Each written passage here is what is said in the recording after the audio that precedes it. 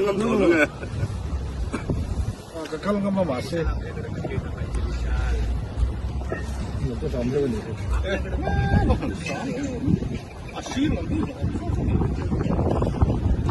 khăn mà lúc là nó làm việc nó bị cần mà xe nó làm cái gì là cái Aizol Peak Sky Bridge thì gắn dấu thật là to nó sử dụng cái fit sọc đi Orwell này à cái nó cũng bây giờ sản xuất cái fit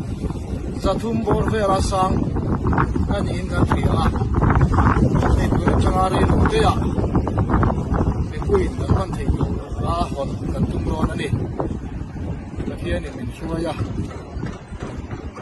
lom tam tak kara hian tun din kun kan theng khi lo kan tia